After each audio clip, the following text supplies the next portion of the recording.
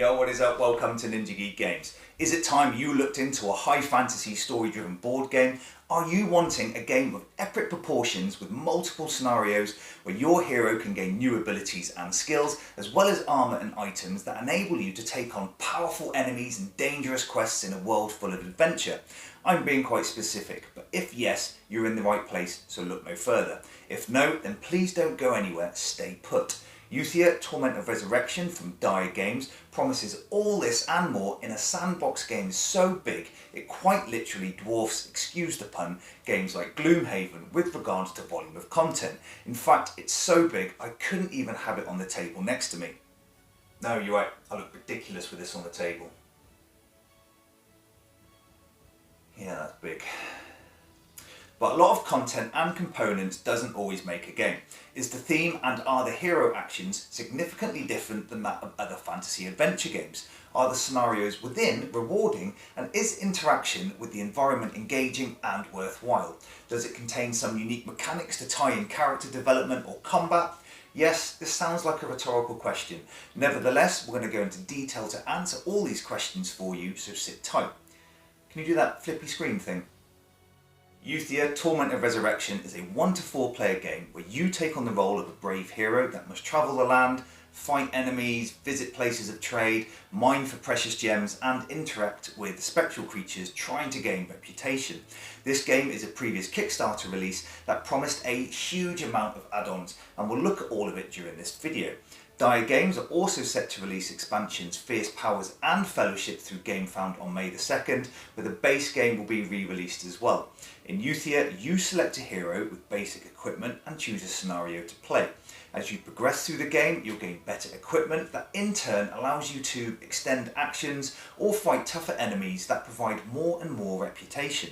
Now, I know this sounds familiar, but Yuthia does this well with thought out scenarios and some very clever mechanics. For instance, combat is dice based but eliminates luck. Stay with me. There are multiple choices for hero development and different ways to upgrade and use equipment, to name a few. But before we get into that, we're going to look at what you get. The game comes with a ton of content and there is far too much to discuss every single item. I kid you not, it took me 2 hours to unbox, punch and sort, and then you have to put it all back again. I'll just tell them how long it took me to unbox. That will show them how big the game is. You get player boards, map tiles, trade boards, tokens, standees and dice, and that's just a tiny portion. I mean, each hero comes with over 100 components alone that are used in every single game, while other bits are only used in particular scenarios. All enemies and quests used in a game come in stacks of nicely illustrated cards, and the use of these can vary with each game or scenario. Speaking of which, there is a separate scenario book where each has a different setup requirement and goals, as well as indicating the difficulty and length of play. The production value of every single item is by far some of the best I've seen in any game. The boards and cards are of good stock and the artwork is incredible. The standees and player boards are exceptionally well detailed, and although some components can look busy being full of icons and images, it doesn't take too long at all to understand the key concepts of these if that's something you're concerned about. Does this make setup a laborious task? For your first game, maybe. There is a lot to get your head around with organising what you need and creating the various stacks of cards and tiles, but this gets easier with each game you play, plus you have loads of token trays available, which is really handy. You do, however, need a large table space or careful planning, as the game expands very quickly and can cause some displacement of your resources and decks if you're not careful. That obviously requires more space with more players. This is somewhat rectified with the use of some fantastically constructed storage towers that I believe were an add-on in the Kickstarter. These hold most of the tokens used in the game, make boxing and setup so much easier, plus look amazing on the table and make a pretty good backdrop for photography. I took that.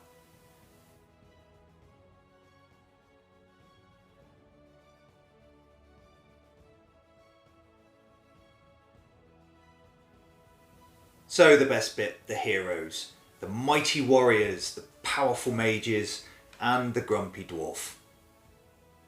There are 6 to choose from that include a silver-haired fox and a scantily clad warrior. Well, I'm sure I have the same loincloth upstairs. Just joking, it's not upstairs, I'm wearing it. The hero boards are split into two sections, the hero and equipment areas, each containing a number of slots. Here you have individual areas for your armour types and jewellery slots, and a limited capacity area for unused items. Some areas are locked at the start of the game and require you to spend your hard-earned cash to open them up for use, and this is where your additional sacks come into play that can either store excess items or those you're saving to use later. Each hero starts with GAR tokens that are used in combat and some interactions, and any gems and essences collected can be stored in this area.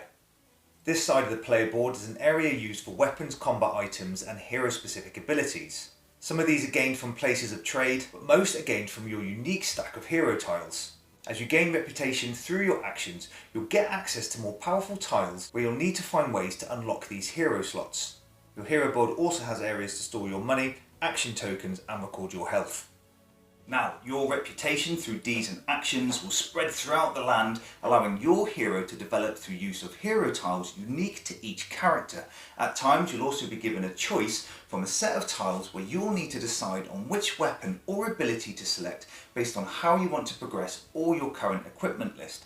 Your locked hero slots are considerably more expensive to open up for use, but give better and unique options for character development, and the cost and distribution of locked equipment slots is different for each hero, giving greater variability between characters. Lastly, your hero comes with tokens to mark areas in the world where they've carried out their deeds, to record damage and health and which actions they've taken in a round. Your hero has a pair of d6 and a standee for use, but these can be upgraded to some beautifully crafted dice and a miniature so detailed I'll guarantee they'll be used in your other RPGs or D&D campaigns. The additional miniatures are fantastic, with a stone-like appearance thanks to a black wash, but I now have second thoughts on painting them, which is a shame because I'm pretty awesome. Does this make the game feel overproduced? No, it makes table presence freaking awesome, where the standees now remain firmly in the box. The heroes all require different play strategies, so Ale focuses on healing path, whereas for Kalia, you can start by learning skills for stealing items from the trade area, or branching into a sneaky assassin-like character. During setup, you'll need to create a stack of map tiles from a huge selection that is dictated by the scenario. This stack will consist of generic tiles as well as game and scenario specific tiles, making the map variable for each game that you play. As the hero's journey, the map will expand quite quickly, creating a huge and open world full of weird and wonderful locations that include mines, treasures, elementals and places of trade amongst others that each have various subtypes with and without enemies, so the areas may need to be liberated before interaction. As for the enemies, you'll create separate card stacks based on difficulty levels, with options to include bounties if you want some additional extras in your game, again with the possibility of scenario specific monsters. There is no campaign system, so you can pick and choose any scenario you wish to play. They are all vastly different, from defeating dragons by invoking dark magic, or stopping a raging golem hell-bent on destroying the map, with my favourite being the one where the start of the game is set at the end of a quest, where you are fully pimped out with equipment and have to make your way back with a special amulet before taking on a boss. So, what are the gameplay mechanics like? Hero actions are carried out by spending tokens from your player board, of which there are 3 types. Each token has a choice of 2 actions, with one either being combat, trade or mine, and the other is always movement. You can move into adjacent spaces and are generally not hindered by terrain, only areas where combat must take place. The map will expand as you move to tile edges, progressively opening up areas with tougher enemies and better places to trade and find treasures. Movement can also be split between other actions, so you can continue adventure after trading or fighting. There is no getting around combat. It's gonna happen, and often early, so hone your blades and get your game face on. It's fun and engaging, requiring choices based on equipment and abilities, and also involves other player interaction, which I like. What's cool here is that one side of an enemy card will show you some aspects of combat abilities of the next monster drawn, so you have some insight before deciding to fight. Combat can be brutal and the tide can turn very quickly, so expect to take damage. You'll have the ability to strike first if you have crossbows or certain spells, and then you and the monster player take turns attacking until, well, death. In essence, combat is very simple. Roll 2 die, add them and compare this result to the monster attack or hero weapon that indicates how much damage is dealt. but the intricacies here lay in what you decide to do before dealing damage. You can use shields for protection, but these exhaust you, reducing the value of your next attack. Players and monsters can spend Gar tokens to reroll 1 die and then add 2 to the value, and you can keep doing this until you run dry of Gar. But Gar can also be spent by the opponent to reduce your die value by 2. Both equipment and armour can be used to alter values, but generally has limited use, so careful planning and forward thinking is a must to survive. Also, the monster player can make use of special combat cards to boost an enemy ability, hinder the heroes, or heal, opening up a multitude of options and tactics for each player. The presence of elementals will affect combat, but I'll discuss these later. And if a monster rolls well, or you poorly, don't fret. You get to use the abilities from an enormous die of hope, so not all is lost. Apart from player interaction, the other benefit of taking control of a monster is that if you can defeat a hero, you can point and laugh, plus you can gain reputation, so by mid-game all players are desperately trying to take control of enemy combat through a clever mechanic dictated by a small deck of enemy control cards. Winning combat as a hero gains you reputation and loot as indicated by the enemy card, plus the map area the enemy was located on also provides gold and other useful goodies. Enemies can be kept as trophies for quests, but if you have the Griffin add-on, you can feed it these dead beasts to be able to fly off to distant locations, plus you also get this awesome miniature. Being defeated is not permanent. You'll only have to deal with the other players gloating, and resurrection is a minor setback, no more. Places of trade are places where you can trade. You have merchants, alchemists and dragon slayer towers, which is a great name for a band, selling their wares where you can also sell yours. Here you can lick your wounds, rest your weary feet and heal, plus gain additional abilities and weapons from your hero tiles based on your reputation, as well as purchasing new equipment from the trade board. Remember, if you want to buy armour or trinkets or gain more hero tiles, you'll have to spend the required resources to unlock that particular slot on your hero board first. Now, each tile added to your player board can increase your maximum health, alter combat values in some way, or give you a special ability to carry out. Some can give you powerful effects, but only if you have multiple armour types of the same set, because no hero would be seen dead with crack gauntlets and a plate helmet. You'll notice that some equipment tokens have slots available for shiny gems, and these increase the value of your item, plus add a bonus ability such as increasing your movement points or allowing you to heal during a turn. Gained weapons permanently alter your combat damage and values, whereas others are first strike attacks, potentially allowing you to cause some enemy damage before the main combat phase.